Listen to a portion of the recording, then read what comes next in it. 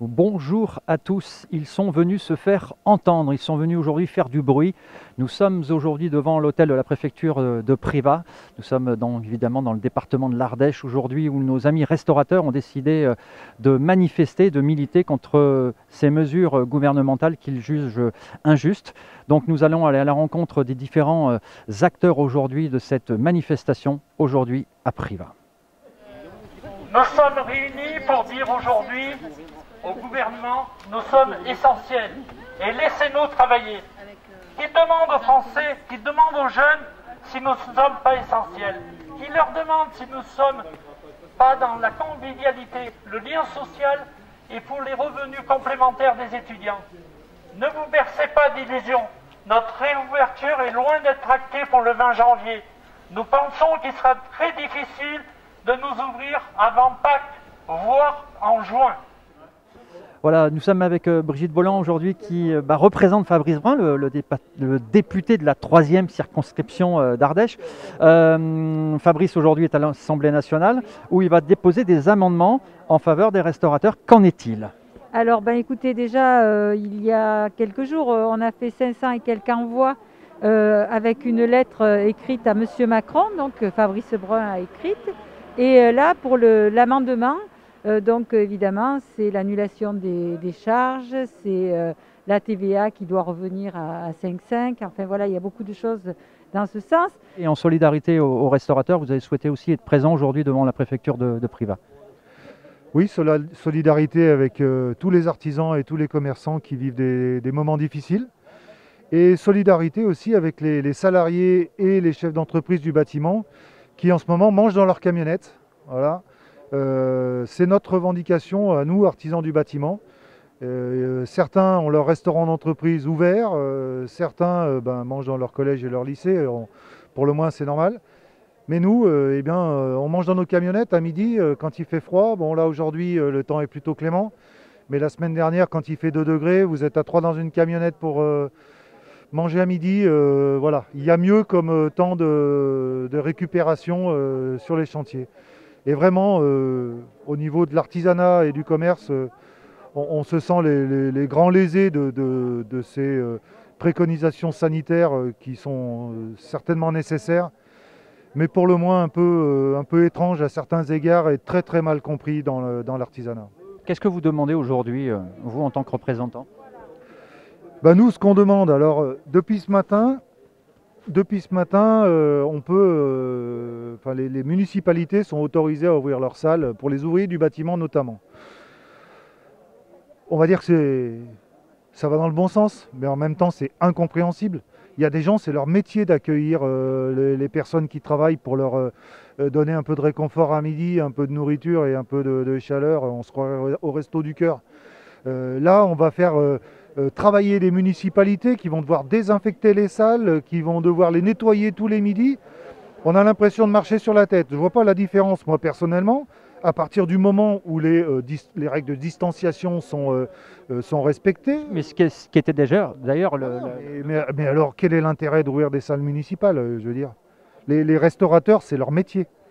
Les maires, je pense qu'en ce moment, pour avoir été maire de ma commune au mandat précédent, ils ont autre chose à faire que de surcharger de travail leur personnel municipal encore dans des protocoles sanitaires pour ouvrir des salles à quelques ouvriers du bâtiment qui seraient très bien dans des restaurants, encore une fois en respectant les règles de distanciation et tous les protocoles sanitaires qui étaient mis en place avant.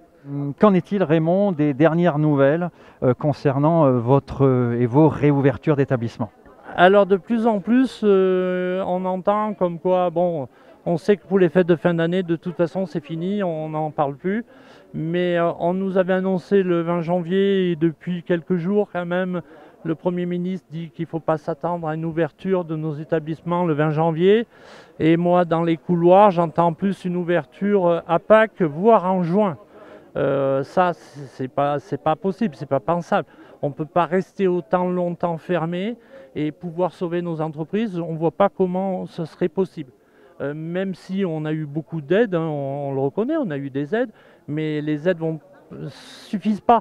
Elles suffisent pour un temps. Si on nous ferme 1 mois, 2 mois à la rigueur, ça va, on peut tenir parce qu'on avait un peu d'argent dans les caisses, mais là on n'en a plus et on ne tiendra pas 6 mois de plus.